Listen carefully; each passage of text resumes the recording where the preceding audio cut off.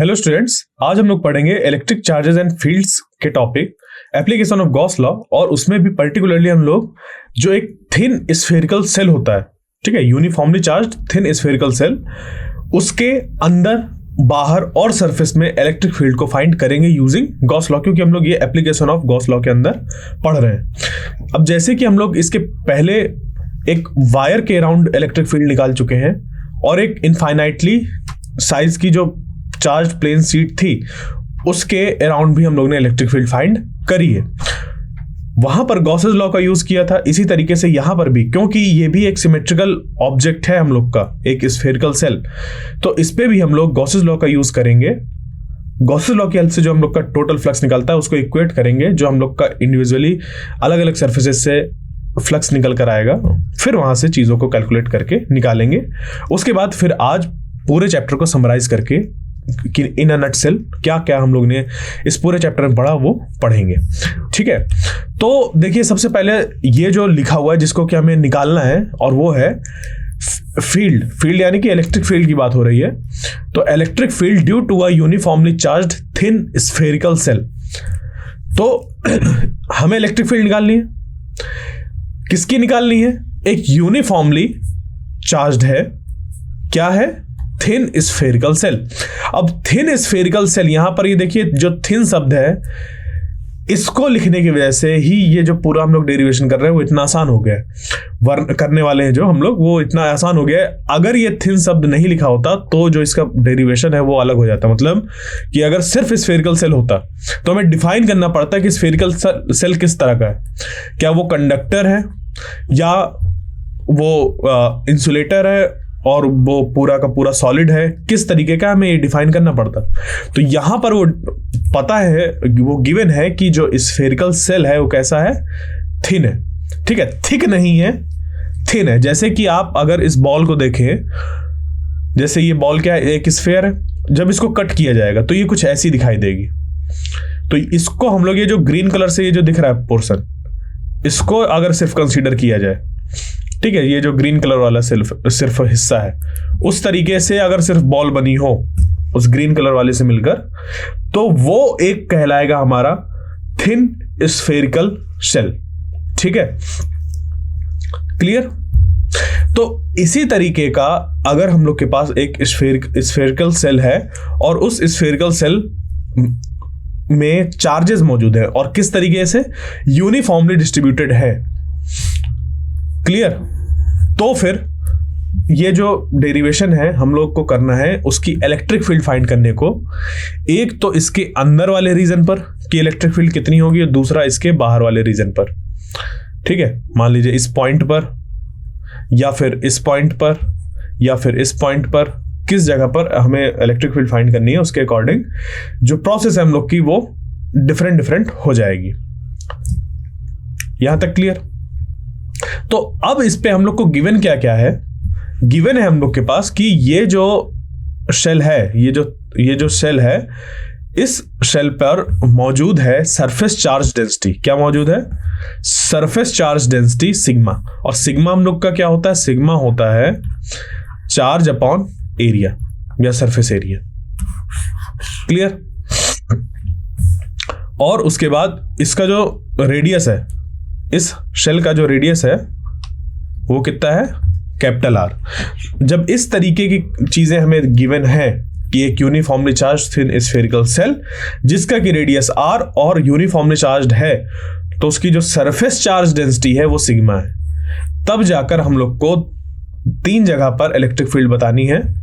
एक तो point outside the spherical shell, दूसरा ऑन द सरफेस, और तीसरा इनसाइड द स्फेरिकल सेल, बाहर सरफेस में और अंदर, ठीक है। तो अब जब हमें इस तरीके से निकालना है, क्योंकि ये एक सिमेट्रिकल बॉडी है, तो इसमें हम लोग गॉसेस लॉ को लगा सकते हैं, जहां पर कि हमें सबसे पहले एक गॉसियन सरफेस ड्रॉ करनी होगी। मान लीजिए कि हमें इस पी पॉइंट पर इलेक्ट्रिक फील्ड फाइंड करनी है, तो सेंटर से ऐसे लगाकर, ऐसे कुछ रेडियस मानकर, यहां पर क्योंकि ये स्फेरिकल है ठीक है, ये देखो कटा हुए पे हम लोग मैं बता रहा हूं ताकि समझ पे आए कि शेल की बात हो रही है, वरना हम इसको कंसीडर करेंगे एक प्रॉपर स्फेयर को। ये तो हेमिस्फेयर हो गया, हम प्रॉपर एक स्फेयर को कंसीडर करेंगे। तो उस स्फेयर में आप इसको स्फेयर मान सकते हैं कि ये पूरा ढका हुआ है, बस आपको दिखाने के लिए कि ये स्फेरिकल सेल है, तो हम लोग हेमिस्फेयर वाला पार्ट देख रहे हैं। जबकि हेमिस्फेयर का जो डेरिवेशन होगा वो या उसके जो रिजल्ट्स होंगे वो अलग होंगे। ठीक है, तो ये यहां पर स्फेरिकल सेल की बात हो रही है। सिर्फ मैं इसके लिए यूज कर रहा हूं ताकि आपको समझ पे आए कि शेल क्या होता है। ये जो ग्रीन कलर से दिख रहा है इतना पतला वो, तो यहां पर अब क्या करेंगे हम लोग, प्रोसेस क्या होती है। सबसे पहले मान लीजिए इस पॉइंट पर हमें निकालना है इलेक्ट्रिक फील्ड। इस की वजह से, इस स्फीयर की वजह से यहां पर जो बना होगा, तो यहां से लेकर यहां तक आर अगर हम लोग ने माना तो यहां पर बन जाएगा एक गॉसियन सरफेस। ठीक है, इस जगह पर बन जाएगी एक गॉसियन सरफेस। वो भी कैसी बनेगी, स्फेरिकल गॉसियन सरफेस ड्रॉ करेंगे हम लोग। और फिर इस गॉसियन सरफेस से टोटल फ्लक्स कितना पास हो रहा है वो हम लोग एक तरफ EA cos थीटा से निकालेंगे और दूसरी तरफ गॉसेस लॉ से निकालेंगे, और दोनों को फिर बराबर कर देते हैं। ये गॉसेस लॉ से निकल के आया कि इस गॉसियन सरफेस के अंदर कितना चार्ज इनक्लोज्ड है, और ये निकल कर आया हम लोग का इंडिविजुअल सरफेस जो है उसका उस पॉइंट पर कितनी इलेक्ट्रिक फील्ड है उसके साथ मल्टीप्लाई कराकर निकालने। अब क्योंकि ये सिमेट्रिकल है हम लोग का ऑब्जेक्ट और यूनिफॉर्मली चार्ज्ड है, तो इलेक्ट्रिक फील्ड r डिस्टेंस पर सेम ही होगी। ठीक है, क्योंकि 1/4 pi epsilon naught Q upon r square, तो इस वजह से ये सेम ही होगी। और हम लोग का जो भी चीज निकल कर आएगी वो आगे हम लोग देखेंगे। तो बट हमें जानना है कि किस तरीके से इसको स्टार्ट करना है। ठीक है, तो अब बढ़ते हैं आगे और लेते हैं फील्ड आउटसाइड द शेल। तो जब फील्ड आउटसाइड द शेल लेना होता है हमें, तो सबसे पहले एक शेल ड्रॉ करिए। ये जो ये दिख रहा है ये हो गई एक शेल सबसे पहले ड्रॉ करेंगे। इस शेल की जो रेडियस होगी वो होगी R, कैपिटल R। ठीक है, अब क्योंकि हमें फील्ड आउटसाइड द शेल बतानी है तो एक पॉइंट कंसीडर करेंगे P आउटसाइड द शेल। ठीक है, ध्यान रखिएगा इसकी जो चार्ज डेंसिटी है वो सिग्मा है, इसकी जो चार्ज डेंसिटी है वो सिग्मा, यानी कि charge upon area, total surface area. ये हो गया। अब इस पॉइंट पर हमें बताना है कि इलेक्ट्रिक फील्ड कितनी होगी, तो इससे पास होती हुई एक गॉसियन सरफेस ड्रॉ करेंगे। ठीक है, गॉसियन सरफेस हमारी एक हाइपोथेटिकल सरफेस होती है जिसको कि हम किसी बॉडी के अराउंड बनाते हैं ताकि इस चार्ज बॉडी से निकलने वाला टोटल फ्लक्स पता किया जा सके। तो क्योंकि यहाँ पर एक ये स्फीयर है तो इसके चारों तरफ स्फेरिकल ही सरफेस हमने ड्रॉ कर दी, क्योंकि हमें इलेक्ट्रिक फील्ड निकालनी थी, क्योंकि हमें इलेक्ट्रिक फील्ड फाइंड करनी है। टोटल फ्लक्स निकालने के लिए सिर्फ और सिर्फ टोटल फ्लक्स निकालने के लिए हम किसी भी तरीके की यहां पर गॉसियन सरफेस ड्रॉ कर दें तो हमारा काम बन जाएगा। बट अगर हमें यहां पर इलेक्ट्रिक फील्ड फाइंड करनी है तो हमें इस सरफेस के यहां पर सिमिलर ही एक गॉसियन सरफेस ड्रॉ करनी होगी, क्योंकि यहां पर ये स्फीयर है तो इसका सिमिलर यहां पर एक बड़ा स्फीयर बन गया जिसका कि रेडियस R ले लिया। यहां तक क्लियर। उसके बाद फिर यहां पर जो इलेक्ट्रिक फील्ड होगी, ठीक है, यहां पर जो इलेक्ट्रिक फील्ड होगी उसका हम लोग ने मान लिया कि वो है E, उसकी वैल्यू है E। और क्योंकि ये हम लोग का एक चार्ज्ड शेल है और इसके चारों तरफ ये पूरा सिमेट्रिकल है, तो R डिस्टेंस पर जो भी इलेक्ट्रिक फील्ड की वैल्यू होगी वो हर जगह पर सेम होगी। क्या होगी? हर जगह पर सेम होगी। इसी का यूज करते हुए फिर हम लोग क्या करेंगे, आगे बढ़ेंगे और निकालेंगे सबसे पहले फ्लक्स कि इससे टोटल फ्लक्स कितना पास हो रहा है। ठीक है, तो total flux through the Gaussian surface वो होगा हम लोग का ये। और ये कैसे निकल कर आया है? ये निकल कर आया है EA cos थीटा वाले फॉर्मूले से। ठीक है, तो phi is equal to EA। ठीक है, EA यानी कि 4 पाई R स्क्वायर। और हमने देखो गॉसियन सरफेस का ये रेडियस लिया है, इसका नहीं लिया, क्योंकि हमें इस जगह पर बताना है कि इलेक्ट्रिक फील्ड कितनी है। ठीक है, तो इसलिए इलेक्ट्रिक फील्ड जब हम लोग यहां की देख रहे हैं तो एरिया भी इसी वाले स्फीयर का देखेंगे जो ये गॉसियन सरफेस है। तो E इंटू 4 पाई R स्क्वायर। अब ये जो थीटा है, थीटा को अगर देखा जाए तो देखो इलेक्ट्रिक फील्ड की डायरेक्शन इधर होगी, और जो ये एरिया वेक्टर है वो परपेंडिकुलर टू द सरफेस होता है, और एक स्फीयर के केस में ये एरिया वेक्टर हमेशा इस तरीके से नॉर्मल टू द सरफेस होगा जो कि रेडियली आउटवर्ड होगा। तो इलेक्ट्रिक फील्ड भी रेडियली आउटवर्ड है और जो एरिया वेक्टर है वो भी रेडियली आउटवर्ड है इस पॉइंट पर, यानी कि इन दोनों के बीच का जो एंगल है थीटा वो है 0, तो cos 0 की वैल्यू हो जाएगी 1। यहां पर बन गया EA और इसी में A की वैल्यू रख दी 4 पाई आर स्क्वायर, तो बन गया ये, ठीक है, phi is equal to E into 4 pi R square. ये निकल कर आ गया किससे, हम लोग का जो फ्लक्स की डेफिनेशन थी उससे फ्लक्स, टोटल फ्लक्स निकल कर आ गया कि इस गॉसियन सरफेस से कितना पास हो रहा है। उसके बाद अब हमें निकालना है गॉसेस लॉ का यूज करके टोटल फ्लक्स। तो यहां पर Q enclose divided by epsilon not करेंगे। तो Q एनक्लोज निकालने के लिए हम क्या करेंगे, इस गॉसियन सरफेस के अंदर टोटल चार्ज कितना मौजूद है, तो टोटल चार्ज इस तरीके से निकालेंगे कि यहां पर हमें पता है कि जो सरफेस चार्ज डेंसिटी है यहां पर वो है सिग्मा, सरफेस चार्ज डेंसिटी है सिग्मा, और इस सिग्मा का अगर इसके एरिया के साथ मल्टीप्लाई करा दिया जाए, इसके एरिया के साथ मल्टीप्लाई करा दिया जाए तो हमारा बन जाएगा चार्ज।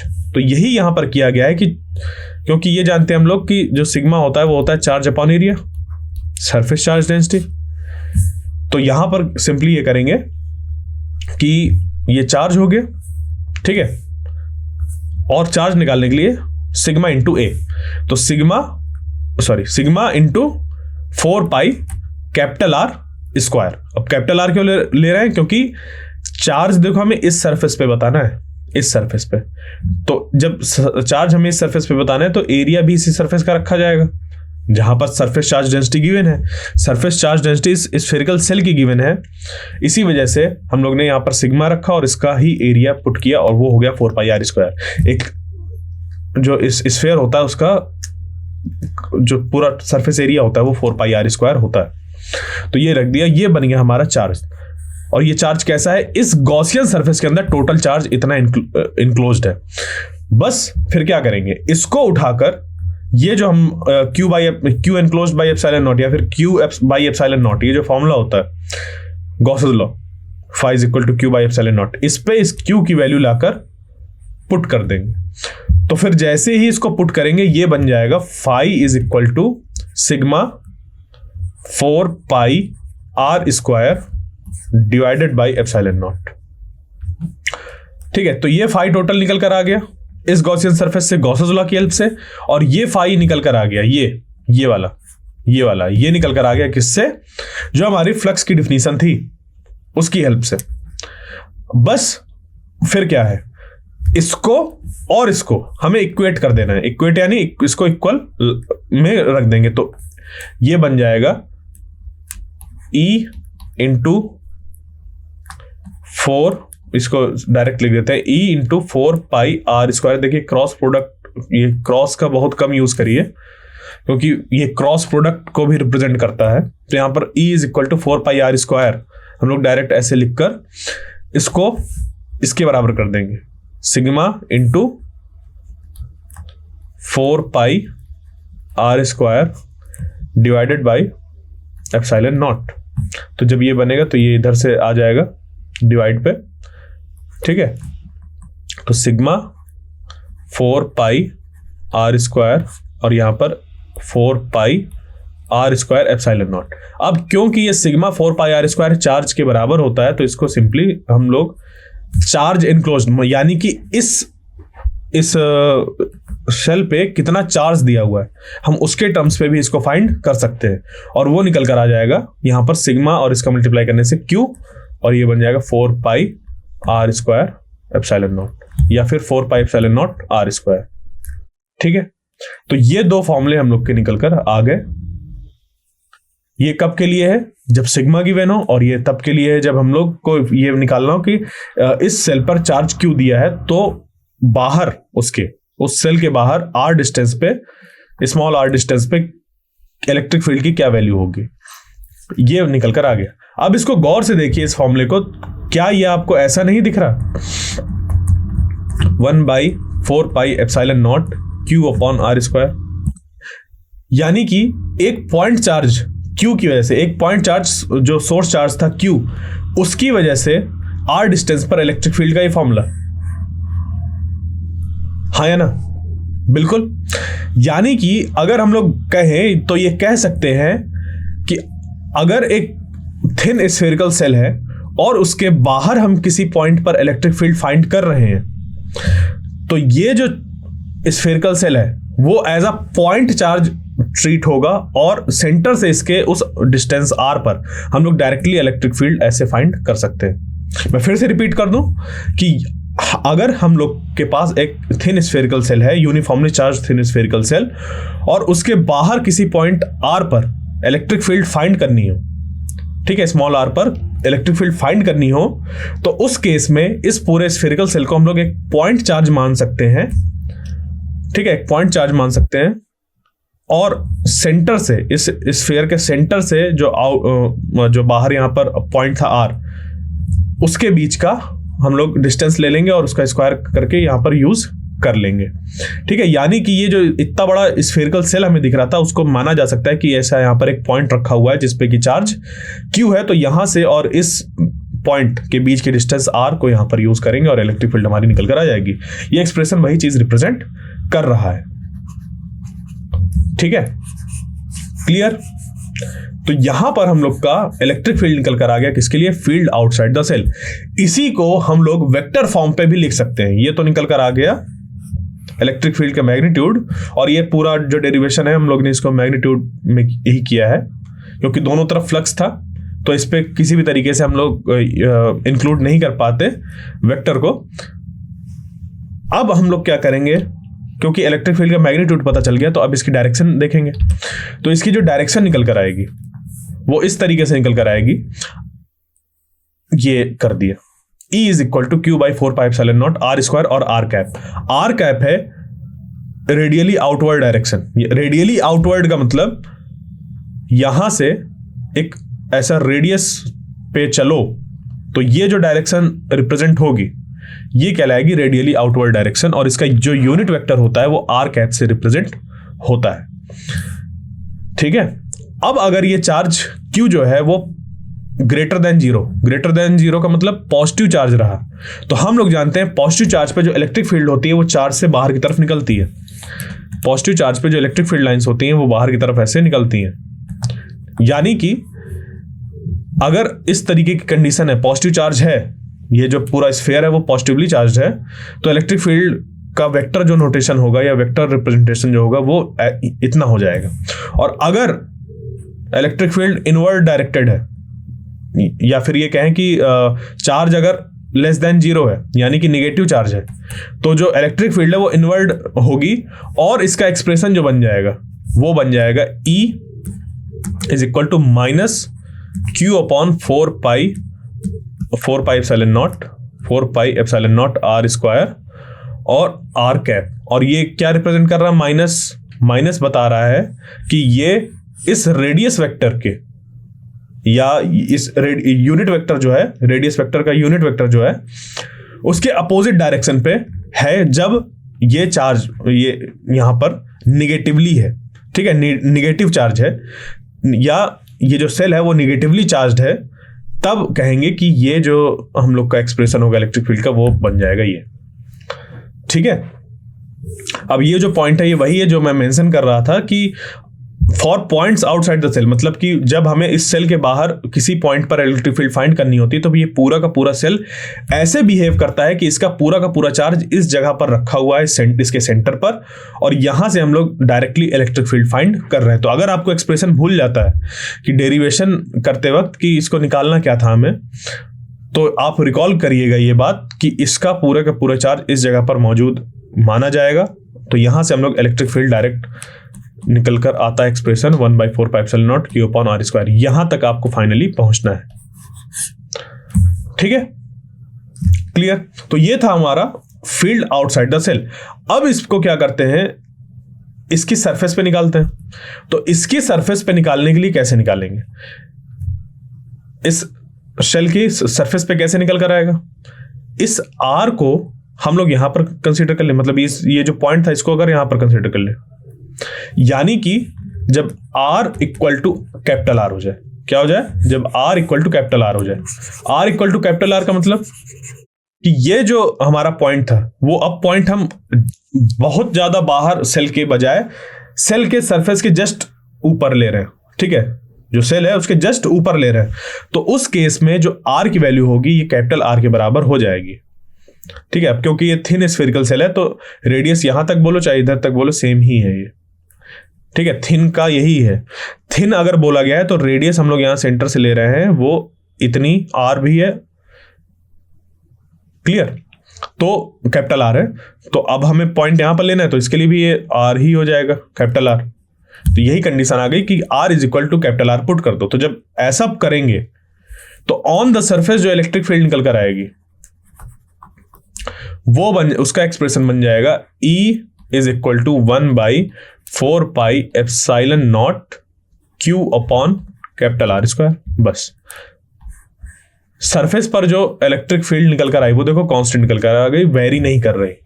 बाहर जबकि क्या है कि R के चेंज होने के साथ साथ, स्मॉल r के चेंज होने के साथ जो इलेक्ट्रिक फील्ड है वो भी वेरी करेगी, जबकि इस पे ऐसा सरफेस के साथ नहीं होगा क्योंकि R कैपिटल R जो है ये वाला वो कांस्टेंट है। तो अब इस पे बढ़ते हैं आगे और इनसाइड द पहुंचते, मतलब बाहर थे सरफेस पे आए अब अंदर आ जाते हैं। तो फील्ड इनसाइड द सेल, तो प्रोसेस क्या है? सबसे पहले एक गॉसियन सरफेस ड्रॉ करनी है और उसके पहले भी एक पॉइंट मानना है जहां पर हमें इलेक्ट्रिक फील्ड फाइंड करनी है। तो लेट अस सपोज हमने मान लिया कि इस पी पॉइंट पर इलेक्ट्रिक फील्ड फाइंड करनी है। इस पी पॉइंट पर अगर इलेक्ट्रिक फील्ड फाइंड करनी है तो एक हमें गॉसियन सरफेस ड्रॉ करनी होगी इससे पास होती हुई। तो ये एक गॉसियन सरफेस ड्रॉ कर दिया डॉटेड वाली। ठीक है, ये जब इसको हमने ड्रॉ किया तो इसकी जो रेडियस मानी वो मानी स्मॉल r, ये कैपिटल R इस शेल की रेडियस है और इसकी जो सरफेस चार्ज डेंसिटी है वो है सिग्मा। इतना यहां पर कर लिया। तो अब देखिए, अब हमें निकालना है दो तरीके से फ्लक्स, एक तो जो फ्लक्स की डिफिनेशन है उसका यूज करके और दूसरा गॉसेस लॉ की हेल्प से। तो उस जो हम लोग की फ्लक्स की डिफिनेशन है उससे जो निकल कर आएगा वो ये हो जाएगा E A cos थीटा। यहां पर अगर माने कि इलेक्ट्रिक फील्ड की जो डायरेक्शन है वो बाहर तरफ है, रेडियली आउटवर्ड, और जो रेडियस वेक्टर है वो भी आउटवर्ड है, या सॉरी एरिया वेक्टर जो है वो भी आउटवर्ड है इस गॉसियन सरफेस का। तो दोनों के बीच का एंगल हो जाएगा 0, cos 0 की वैल्यू 1। तो E A बचेगा जैसे कि अभी निकाल कर आए थे। तो E A और A हो जाएगा 4 पाई R स्क्वायर, बिल्कुल रख दिया ऐसे। ये हमारा निकल कर आ गया total flux passing through this Gaussian surface. अब एक्चुअल में ये पास हो रहा है या नहीं पास हो रहा है ये पता चलेगा हमें गॉसेस लॉ की हेल्प से। तो गॉसेस लॉ में हम जानते हैं कि फाई टोटल होता है charge enclosed divided by epsilon naught. तो चार्ज इनक्लोज्ड अगर हम लोग देखें तो देखो सारा का सारा जो चार्ज है इस शेल पे मौजूद है। ठीक है, ये सारा का सारा चार्ज जो मौजूद है वो इस सेल पे मौजूद है। तो अगर इस सेल पे मौजूद है तो देखो अंदर कोई चार्ज है ही नहीं। जब अंदर चार्ज नहीं तो इस गॉसियन सरफेस के अंदर कोई चार्ज है नहीं, तो उसको यहां पर हमें पुट करना होगा इस चार्ज इनक्लोज्ड पे। तो ये हो जाएगा 0 बाई एप्सिलॉन नॉट यानी कि 0। तो इस गॉसियन सरफेस से जो फ्लक्स पास हो रहा है वो है 0। वो कितना है? 0। तो जब उसको हम लोग यहां पर 0 पुट कर देंगे, ये निकल कर आया है इससे और ये निकल कर आया गॉसेस लॉ से।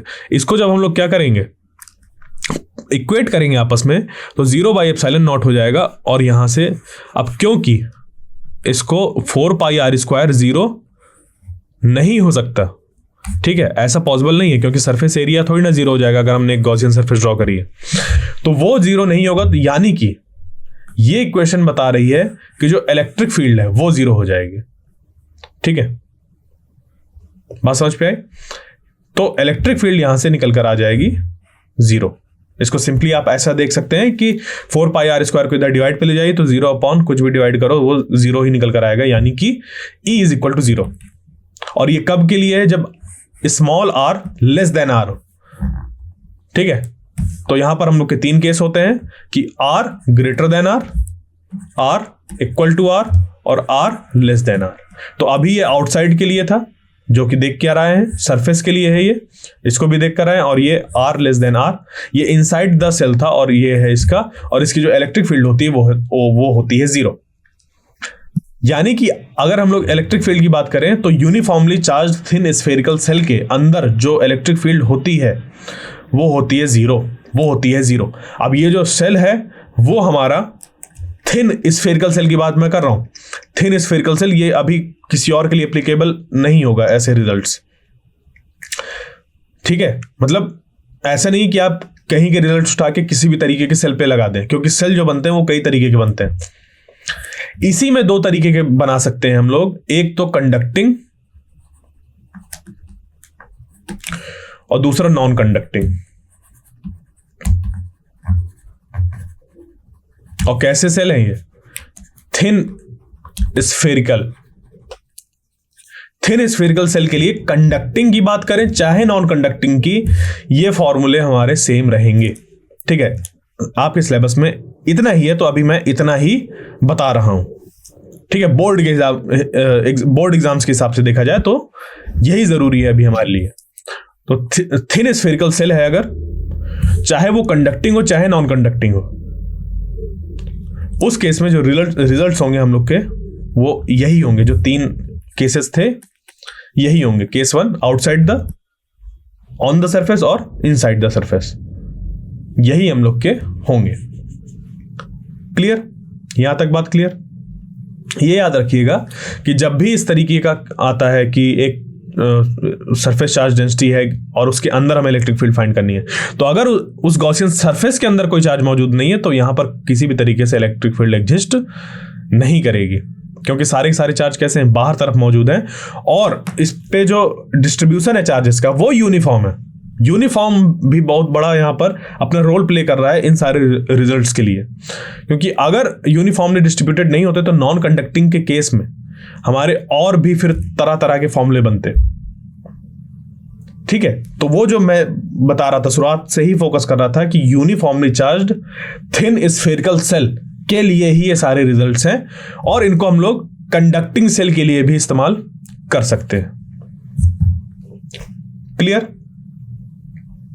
तो ये था हमारे पूरे चैप्टर में चीजें किससे related, electric charges, electric fields, उनके बीच में लगने वाला फोर्स, डिफरेंट कॉन्फ़िगरेशन में इलेक्ट्रिक फील्ड, ये सब हम लोग ने अपने पहले चैप्टर में पढ़ा। इसमें एक और चीज है, ये वाले जो अभी हम लोग पढ़ कर आए हैं कि outside the shell, on the surface और इनसाइड द सेल, इस पे इसका अगर इलेक्ट्रिक फील्ड के एक्सप्रेशन की बात की जाए तो यहां पर तो इलेक्ट्रिक फील्ड जीरो होती है, यहां पर इलेक्ट्रिक फील्ड जो है वो कांस्टेंट होती है, और यहां पर जो इलेक्ट्रिक फील्ड है वो वेरी करती है इसके साथ, ठीक है। यानी कि अंदर जो इलेक्ट्रिक फील्ड है वो जीरो, यहां पर कांस्टेंट, और यहां पर वेरी कर रही है आर बढ़ने के साथ साथ उसके स्क्वायर टाइम्स डिक्रीज होने में। यानी कि अगर इसका एक ग्राफ ड्रॉ किया जाए और जो कि पूछा जाता है electric field of thin spherical shell versus R, तो आर देखो जब अंदर की बात थी, यहां से चालू करो, आर इक्वल टू 0 से लेकर आर इक्वल टू आर तक, आर इक्वल टू 0 से लेके आर, ये आर इधर बढ़ रहा है, इसको मैं इधर बना देता हूं, आर इधर बढ़ रहा है, और यहां पर जो पॉइंट है वो है आर इक्वल टू आर। तो इस आर इक्वल टू आर के यहां तक जो इलेक्ट्रिक फील्ड होगी अंदर 0 से लेके कैपिटल आर तक, वो होगी जीरो, वो होगी जीरो, क्योंकि गॉसियन सरफेस जो ड्रॉ करेंगे वो अंदर ड्रॉ करेंगे और उसके अंदर कोई भी चार्ज मौजूद नहीं होगा, उस गॉसियन सरफेस के अंदर कोई चार्ज मौजूद नहीं होगा, तो जो भी इलेक्ट्रिक फील्ड यहां पर है वो जीरो ही होगी। तो यहां पर जो इलेक्ट्रिक फील्ड है वो कितनी है? जीरो है, किसी भी तरीके का कुछ भी यहां पर रिप्रेजेंट नहीं करेंगे, वो जीरो हो रहा, जीरो रिप्रेजेंट हो रही है कि इलेक्ट्रिक फील्ड कितनी है? जीरो। उसके बाद ये एक कांस्टेंट वैल्यू है यहां पर, ठीक है, ये मैक्सिमम वैल्यू, और ये कब होगी? आर इक्वल टू आर पे, यानी कि ई इक्वल टू कांस्टेंट यहां पर एक वैल्यू होगी जो कि निकल कर आएगी 1/4 pi epsilon naught Q upon capital R square, ये होगी वो कांस्टेंट वैल्यू, इसको हम लोग निकालेंगे, ठीक है। यहां पर जो ये रिप्रेजेंट कर रहा है पॉइंट, इसकी वैल्यू इतनी है।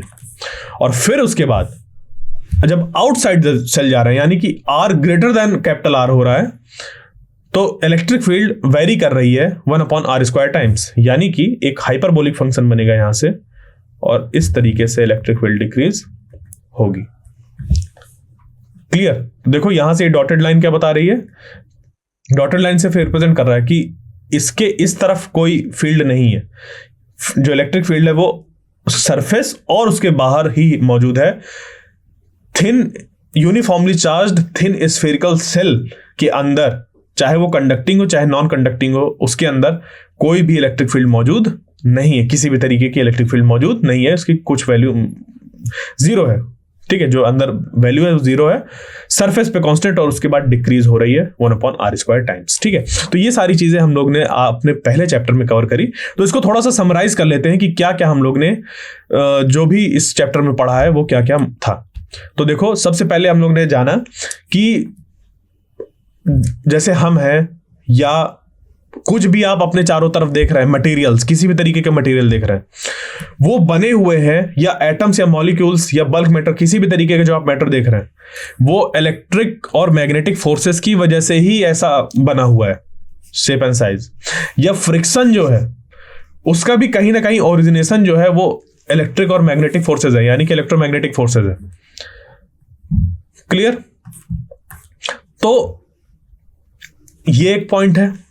उसके बाद फिर क्या था कि नेचर पर दो तरीके के चार्ज एग्जिस्ट करते हैं, 2 types of charge exist in nature. दो तरीके के चार्ज एग्जिस्ट करते हैं। किस किस तरीके के?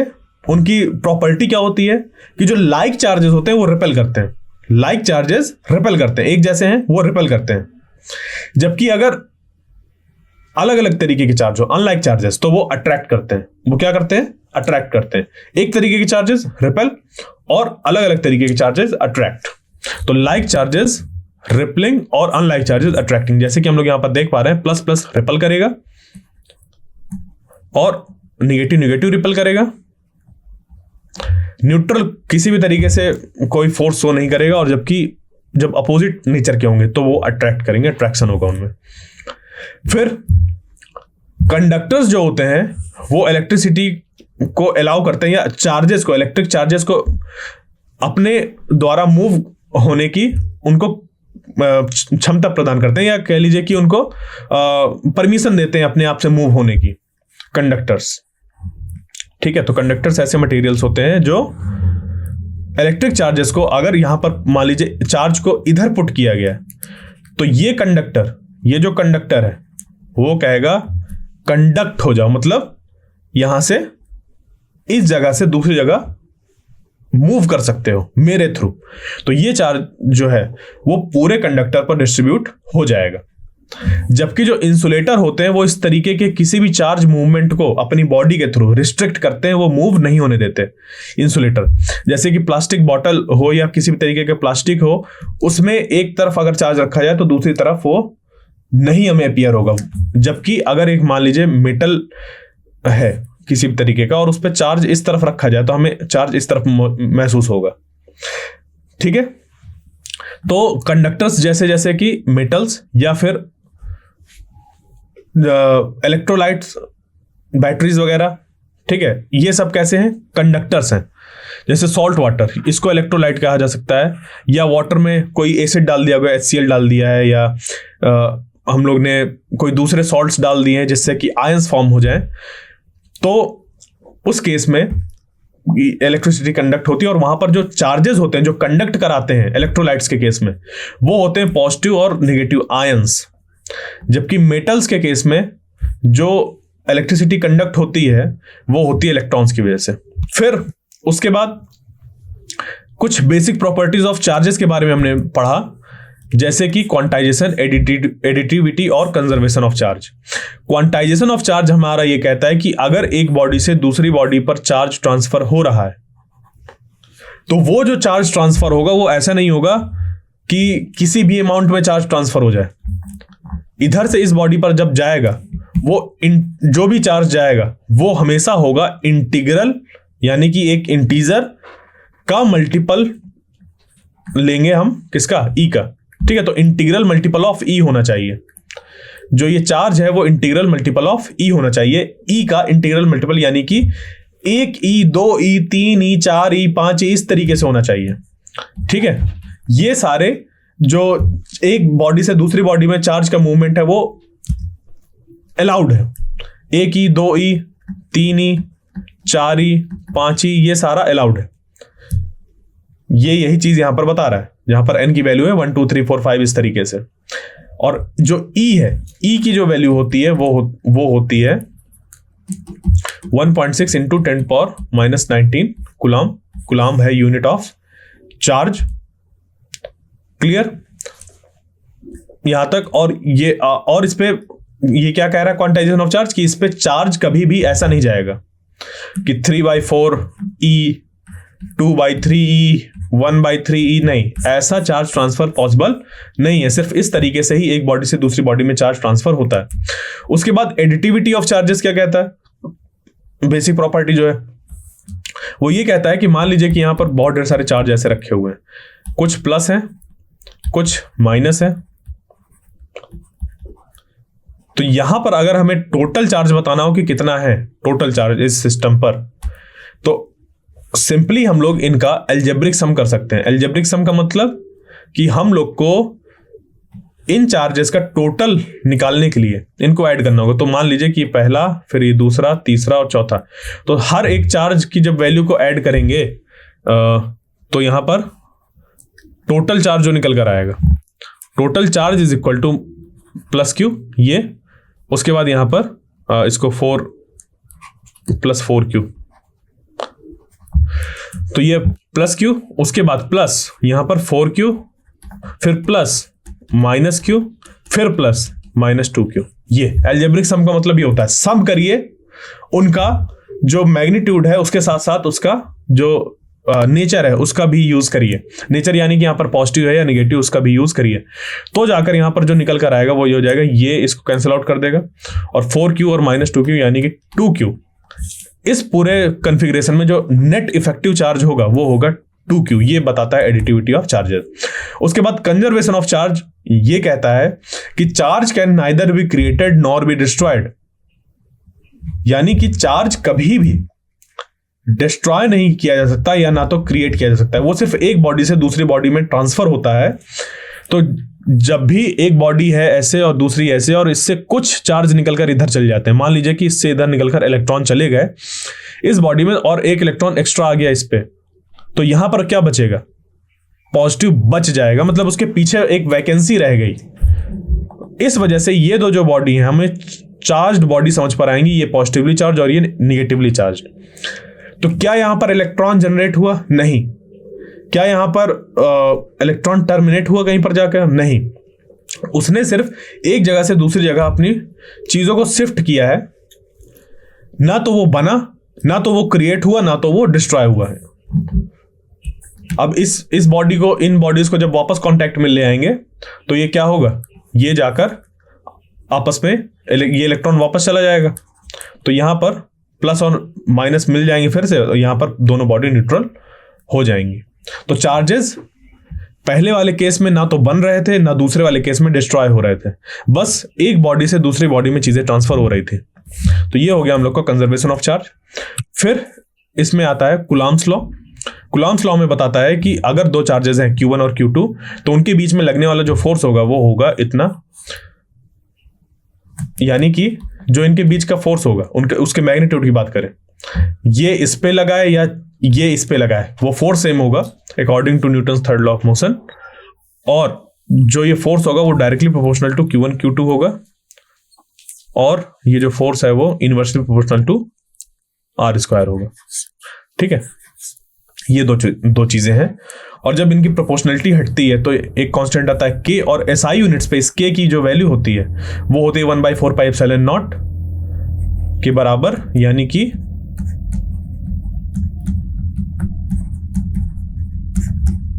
ठीक है। ये कूलम्ब्स लॉ बताता है क्या, मैग्नीट्यूड ऑफ फोर्स। ये हम लोग का मैग्नीट्यूड का एक्सप्रेशन है, बाकी इसको वेक्टर फॉर्म पे भी लिख सकते हैं कि ये इस पे लगा रहा है या इस पे लगा रहा है, जबकि मैग्नीट्यूड सेम ही होता है। और 1/4πε0 की जो वैल्यू होती है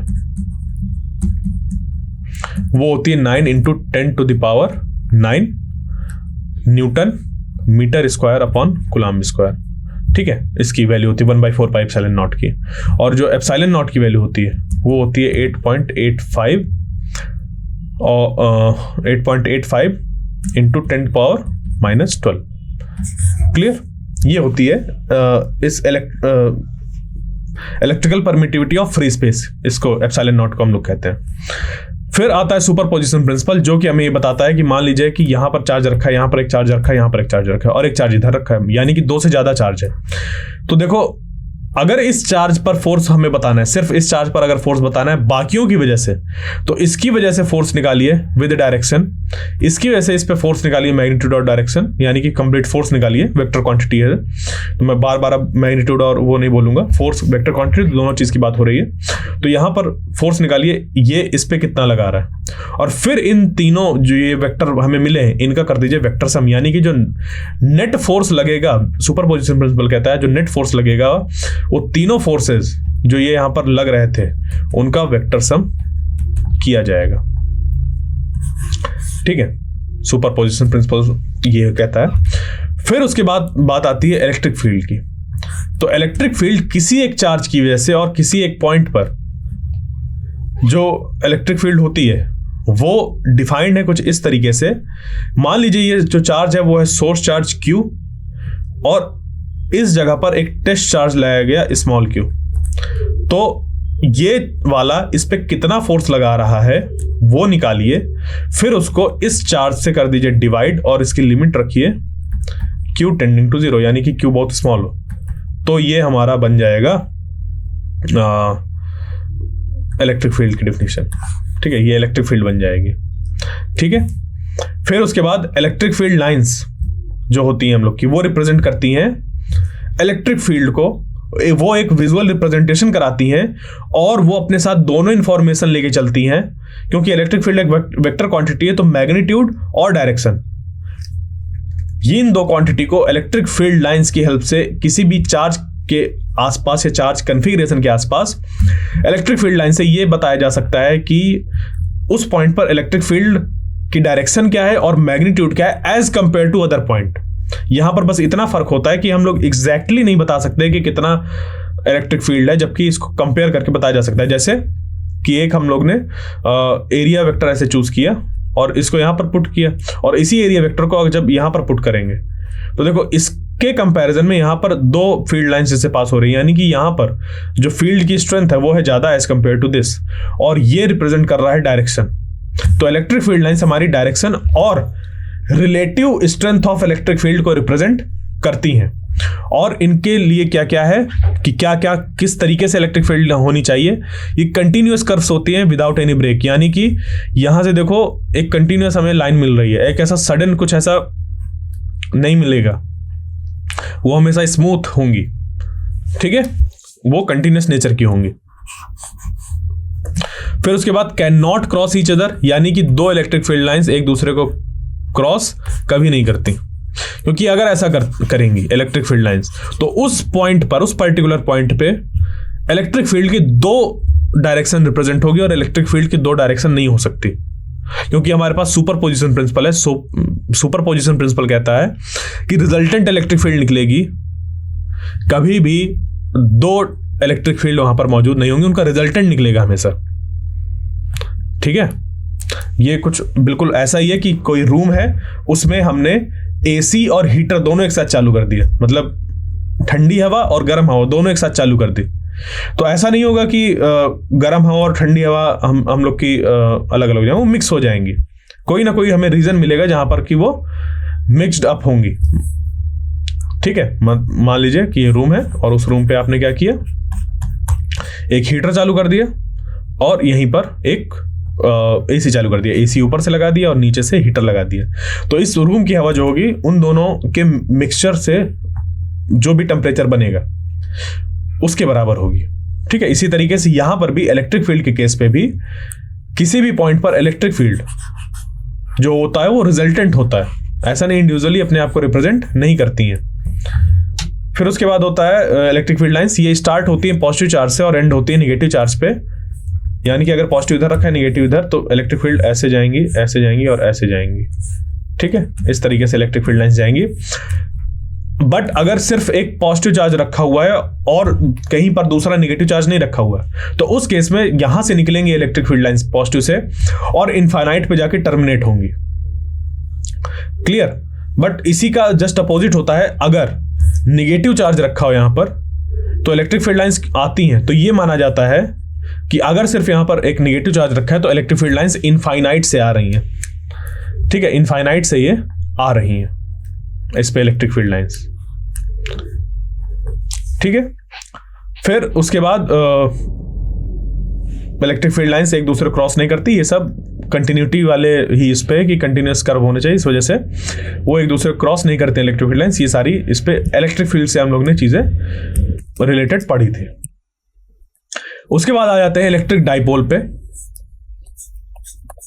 तो इलेक्ट्रिक डाइपोल एक ऐसा सिस्टम होता है two equal and opposite charges का, जिसको कि सेपरेट आउट किया होता है थोड़े से डिस्टेंस के साथ। तो an electric dipole consists of equal and opposite charges separated by some distance with its dipole moment vector pointing from negative to the positive charge. वही कि यहां पर एक निगेटिव चार्ज है, यहां पर एक पॉजिटिव चार्ज है। तो इस जगह पर और इस जगह पर इन दोनों के बीच में कुछ सेपरेशन है, जिसको कि हम लोग ने 2a लिया है। 2a क्यों लिया है? ताकि हमारा जो कैलकुलेशन होता है आगे वो थोड़ा आसान हो जाता है। इसको हम l भी कंसीडर कर सकते हैं, इसको हम लोग l भी कंसीडर कर सकते हैं। तो अगर 2a कंसीडर कर रहे हैं तो इसका जो डाइपोल मोमेंट बनेगा, डाइपोल मोमेंट का अगर मैग्नीट्यूड देखें तो दोनों में से कोई भी एक चार्ज लो और उसको मल्टीप्लाई करा दो सेपरेशन से। तो अगर सेपरेशन को हम लोग ने l लिया है तो ये बन जाएगा QL। अगर इसको x लिया है तो QX बन जाएगा, d लिया है तो QD बन जाएगा। तो डाइपोल के जो डेफिनेशन है वो ये है, आइदर चार्ज और सेपरेशन बिटवीन चार्जेस। वहीं से हमारा ये कुछ भी हम लोग फॉर्मूला बना सकते हैं। ठीक है, ये बात समझ पे आ गई यहाँ तक। उसके बाद जो ये डाइपोल मोमेंट की जो डायरेक्शन होती है वो डिफाइन करी गई है निगेटिव चार्ज से पॉजिटिव चार्ज की तरफ। क्योंकि ये इस तरीके से डिसाइड किया गया कि जब इस डाइपोल मोमेंट को हम लोग पुट करते हैं इलेक्ट्रिक फील्ड में, एक्सटर्नल यूनिफॉर्म इलेक्ट्रिक फील्ड में, तो ये जब अपनी डायरेक्शन इस तरफ कर लेता है, इस तरीके से ओरिएंट हो जाता है, तो ये इसकी एक स्टेबल इक्विलिब्रियम वाली पोजीशन आ जाती है। और उस केस में हम ये कहते हैं कि इसका डाइपोल मोमेंट अलाइन हो गया है इलेक्ट्रिक फील्ड की डायरेक्शन में। तो जब ऐसा अलाइन होगा वो कब होगा? जब निगेटिव चार्ज इधर होगा और पॉजिटिव इधर होगा। तो वही माना गया कि निगेटिव चार्ज से पॉजिटिव चार्ज की तरफ डाइपोल मोमेंट की डायरेक्शन होती है। क्लियर? फिर इस पे और हमारी चीजें आती हैं, जैसे कि electric field of N electric dipole. तो इस पे दो जगह पर इलेक्ट्रिक फील्ड फाइंड की जाती है। एक तो इस इक्वेटोरियल प्लेन पर, ठीक है, एक इस इक्वेटोरियल प्लेन पर जो कि इस मिड पॉइंट से पास होता है और पूरा बनाता है। यानी कि मान लीजिए कि अगर ये डाइपोल है तो इस डाइपोल के मिड पॉइंट से एक हमारा ये पास हो रहा है। ठीक है, ये प्लेन पास हो रहा है, ठीक है, मिड पॉइंट से। तो इस प्लेन पर कहीं किसी भी पॉइंट पर इलेक्ट्रिक फील्ड कितनी होगी वो हम लोग का रिप्रेजेंट होता है इससे। ये कब के लिए है? जब इस सेंटर से उस पॉइंट की डिस्टेंस R हो और R much greater than A हो। जहां पर की जो A है वो ये वाली डिस्टेंस है, उस केस के लिए ये होता है। देखो अब मैं समराइज कर रहा हूं तो बता रहा हूं कि क्या क्या चीजें हम लोग ने पढ़ी और क्या क्या इसके फॉर्मूले बनते हैं या क्या क्या इसके कॉन्सेप्ट्स हैं। डिटेल में तो मैं इसको बता ही चुका हूं इसका कैसे निकल कर आता है, तो वो अभी मैंने बताने वाले से बता रहा हूं कि क्या क्या हम लोग ने पढ़ा है। तो यहां पर electric field is equal to -P/4πε0r³। और ये जो -P है ये रिप्रेजेंट कर रहा है किसको? Dipole moment. ये जो P है ये P रिप्रेजेंट कर रहा है डाइपोल मोमेंट, और माइनस लगा हुआ है, यानी कि जो इस पॉइंट पर इलेक्ट्रिक फील्ड होगी उसकी डायरेक्शन इस तरफ होगी। इस डाइपोल की वजह से जो इलेक्ट्रिक फील्ड की डायरेक्शन होगी वो इस तरफ होगी, क्योंकि और यहां पर माइनस है क्योंकि डाइपोल मोमेंट की डायरेक्शन है इस तरफ। तो देखो इसके जस्ट अपोजिट है, इस वजह से यहां पर माइनस साइन आया कि इसकी जो डायरेक्शन होगी उसके अपोजिट डायरेक्शन में इलेक्ट्रिक फील्ड होगी।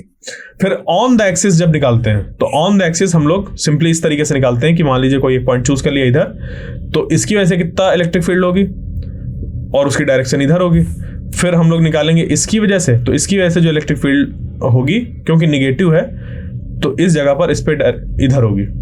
इनका फिर हम लोग रिजल्टेंट निकाल लेते हैं। तो रिजल्टेंट जो निकल कर आता है वो निकल कर आता है कुछ डेरिवेशन करने के बाद इस अप्रोक्सीमेशन के साथ कि ये जो डिस्टेंस है R वो greater than much greater than A है। उस केस में हमारा E is equal to 2P divided by 4 pi epsilon naught R cube निकल कर आता है। तो ये जो सारे चीजें निकल कर आ रही हैं, देखो वो बेसिक हमारी जो डिफिनीशन है इलेक्ट्रिक फील्ड की वहीं से निकल कर आ रही है, और सुपरपोजिशन प्रिंसिपल कि किसी भी जगह पर अगर हमें इलेक्ट्रिक फील्ड फाइंड करनी है, मान लो कई चार्ज है, तो हर एक चार्ज की वजह से इलेक्ट्रिक फील्ड फाइंड करो और उनका कर लो सुपरपोजिशन प्रिंसिपल की हेल्प से वेक्टर एडिशन, बस हमारी इस जगह पर इलेक्ट्रिक फील्ड निकल कर आ जाएगी। तो चीजें जो शुरुआत हो रही हैं किसी कहीं पर भी इलेक्ट्रिक फील्ड निकालने के लिए ऐसे ही स्टार्ट हो रहा है, ठीक है।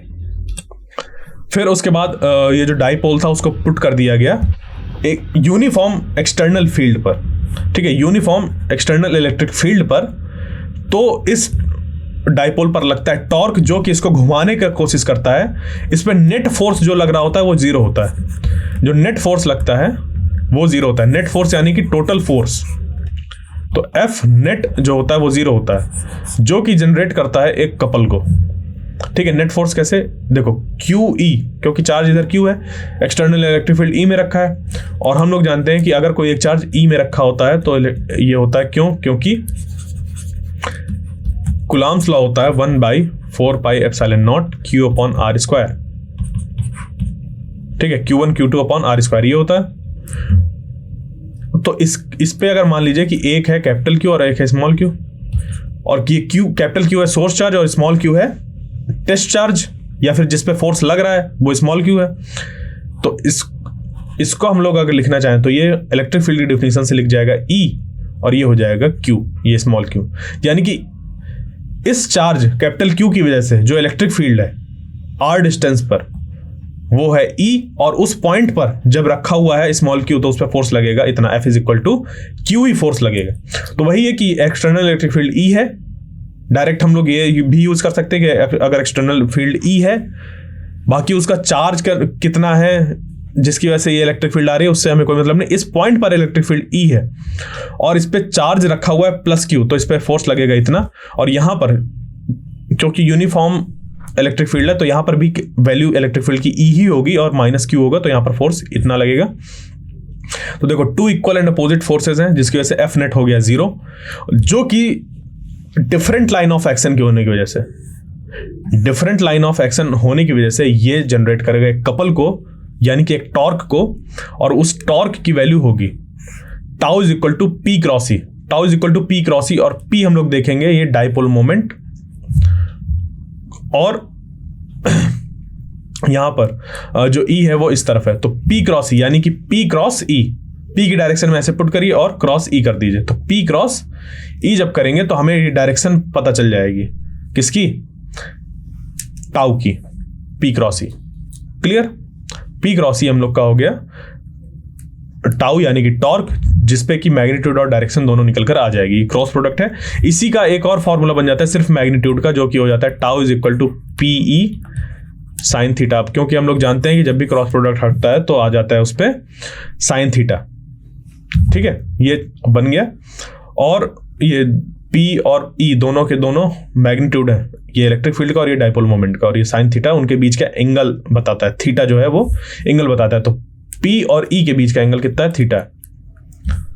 फिर उसके बाद फ्लक्स आता है हम लोग का कुछ इस तरीके से, मान लीजिए यहाँ पर बहुत ढेर सारी इलेक्ट्रिक फील्ड लाइंस है और एक एरिया है इस तरीके से रखा हुआ जिसका एरिया वेक्टर इस तरफ है। एरिया वेक्टर एक ऐसा वेक्टर होता है जो कि नॉर्मल टू द सरफेस होता है, और हम लोग इसका बाय कन्वेंशन आउटवर्ड डायरेक्शन पे देखते हैं। जैसे मान लीजिए अभी इस पे तो आउटवर्ड समझ पे नहीं आ रहा होगा, इस जो ये सीट मैंने बनाई है, ये जो एरिया कंसीडर किया है, बट अगर मान लीजिए आपके पास क्यूबिकल बॉक्स हो तो उसके आउटसाइड पर एरिया वेक्टर बनाया जाता है। इस सरफेस के लिए इधर होगा, ऊपर वाले के लिए इधर होगा, उधर बगल वाले के लिए इधर, नीचे वाले के लिए इधर, और सामने वाले के लिए इधर, पीछे वाले के लिए उधर। इस तरीके से जो एरिया वेक्टर है वो डिफाइंड होते हैं। तो इस एरिया का जो एरिया वेक्टर है वो इस तरफ है, इनके बीच का एंगल अगर थीटा है इलेक्ट्रिक फील्ड और ए के बीच में, तो जो फाई बनता है हम लोग का वो हो जाता है ई ए कॉस थीटा। या फिर इसी को हम लोग लिख सकते हैं कि मान लीजिए अगर इसका एरिया डेल्टा एस है, इसको ए भी बोल सकते हैं, तो डेल्टा फाई जो बनेगा वो बन जाएगा वेक्टर नोटेशन पे डॉट प्रोडक्ट लेते हैं ई का ए के साथ, या फिर यहाँ पर डेल्टा ए लिख दीजिएगा, डेल्टा लगाया है, या फिर ई डेल्टा एस के साथ। तो डेल्टा एस डेल्टा ए क्या रिप्रेजेंट कर रहे हैं, एरिया वेक्टर को रिप्रेजेंट कर रहे हैं। इसी को सिंपली फाई भी ऐसे लिखा जाता है, phi is equal to E A cos theta या फिर ई डॉट ए। ठीक है, ये जो फाई होता है वो पूरा का पूरा हमारा एक स्केलर क्वांटिटी होती है, और इसकी आप जो एसआई यूनिट है वो आसानी से निकाल सकते हैं। ई की निकालिए, उसको मल्टीप्लाई कर दीजिए मीटर स्क्वायर से, बन जाएगी। फिर सबसे आखिरी में जो हम लोग ने पढ़ा वो गॉसेस लॉ पढ़ा, जहां पर कि गॉसेस लॉ बताता है, Gauss's law states that the flux of electric field through any closed surface. Flux, ठीक है, गॉसेस लॉ स्टेट्स कि फ्लक्स ऑफ इलेक्ट्रिक फील्ड किसी क्लोज्ड सरफेस से, यानी कि फाई की बात हो रही है, किसी क्लोज्ड सरफेस से वो बराबर होता है उस सरफेस के अंदर कितना चार्ज मौजूद है इनटू 1/ε0, या फिर 1/ε0 time 1/ε0 times charge enclosed by that surface. ठीक है, यही हो जाता है हम लोग का गॉस लॉ कि फाई टोटल जो होगा इस से, ये जो सरफेस है क्लोज सरफेस, उससे हो जाएगा Q एनक्लोज डिवाइडेड बाय ε0। ठीक है, तो इसका एप्लीकेशन है हम लोग का डिफरेंट केसेस पे। जैसे कि एक एप्लीकेशन है thin infinitely long straight wire पे, उसके अराउंड इलेक्ट्रिक फील्ड को बताने के लिए, जिसका कि एक्सप्रेशन ये निकल कर आता है। तो मान लीजिए कि आपके पास thin infinitely long straight wire है, तो यहां पर एक गॉसियन सरफेस को ड्रॉ करते हैं, और यहां पर अगर हमें इलेक्ट्रिक फील्ड फाइंड करनी है तो r डिस्टेंस पर एक गॉसियन सरफेस को ड्रॉ करते हैं, जिसके अंदर कितना चार्ज मौजूद है वो हम लोग निकालते हैं, और जो इलेक्ट्रिक फील्ड बन जाती है, हमारा एक्सप्रेशन वो बन जाता है ये, और जो n कैप है वो रिप्रेजेंट कर रहा है रेडियली आउटवर्ड डायरेक्शन को n कैप। ठीक है, ये इलेक्ट्रिक फील्ड की डायरेक्शन हो गई इस पॉइंट पर।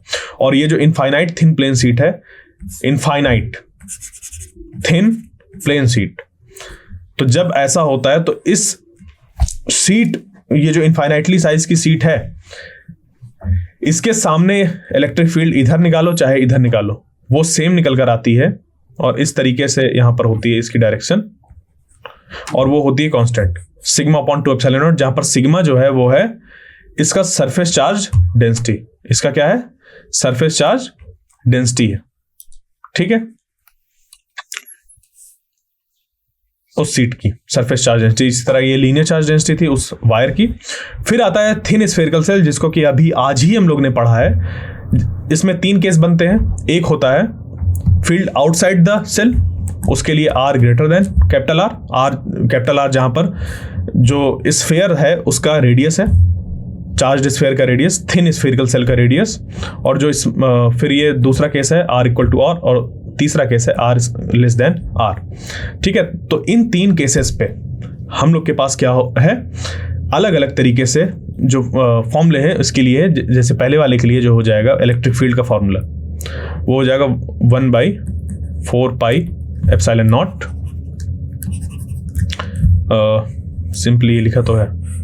ठीक है, E is equal to Q/4πε0 r square, और r कैप बता रहा है रेडियली आउटवर्ड डायरेक्शन।